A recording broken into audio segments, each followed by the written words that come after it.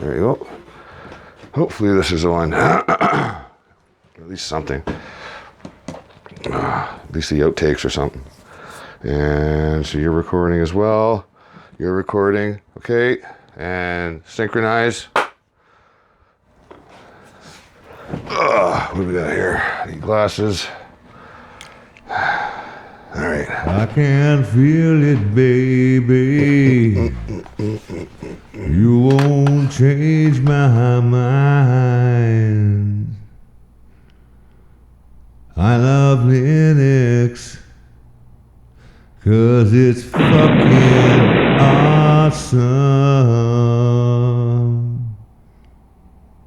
Suck my balls.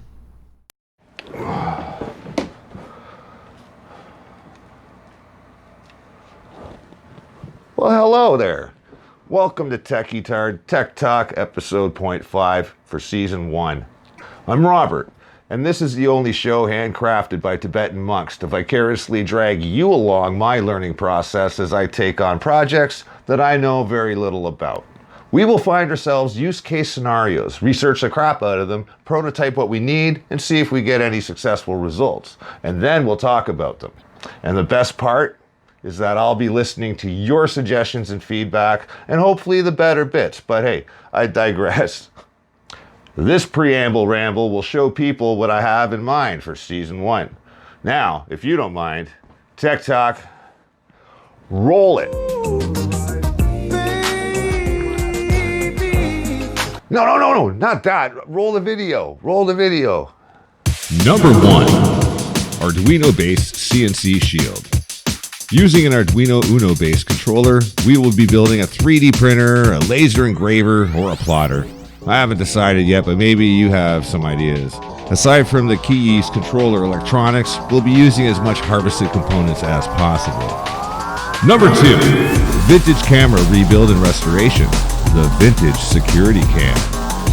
Using a Raspberry Pi based approach and a brand new car. Psych. We will take an infrared camera and combine it with its infrared illuminators and mount them into an old school vintage camera, which we could potentially use as a discrete camera capable of motion activation and streaming capability like its small cousins from the next project. Number 3, ESP32 base camera boards with Wi-Fi, Bluetooth, and a 12 square centimeter footprint.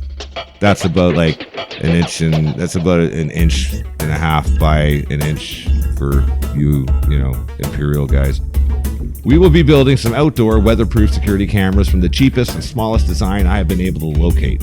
We will build housings, provide them with power and an external antenna that can expand its range and work without maintenance for weeks or months. Let's put them to the test. Number 4, harvesting. Every month, I'll be doing a special live broadcast where I'll be harvesting junk from around the neighborhood or stuff I broke and maybe sometimes something useful I need for a project that needs to be sacrificed. Number 5, speaking of junk, I have a television in need of repair. It has those vertical lines that show there's a bad connection somewhere inside. Can I fix it? We'll find out. Number 6, nasty Xbox 360. Okay, well, I'm going to clean this nasty ass piece of awesome and see if it can be revived. I have no idea what's wrong, so if I clean it up and troubleshoot it, maybe we'll find something.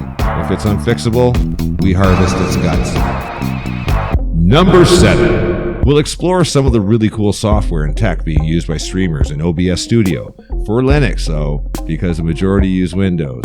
And that brings up setting RTMP with Nginx and other streaming technologies that can be used on the network and for your own solutions in streaming as well. And speaking of the RTMP thing, number 8, I use my Raspberry Pi as an RTMP server and is also the home of Montgomery, the open source virtual assistant based on Mycroft that won't pump you for information and share it with others. So we'll get into neural nets and artificial intelligence and learn what it actually is and how to program it to be less intrusive and more helpful, with the minor exception that Montgomery is actually being trained to be a sarcastic show co-host. Maybe you'll meet him one day. And that brings us to number 9. That brings us to number 9. Programming code and GitHub. I'll introduce it when the time comes. Believe me, there's no sense getting into that right now. And number 10. And the tunnel run sequence I featured in the promo video needs to be rebuilt from scratch using the new features of Blender 2.83.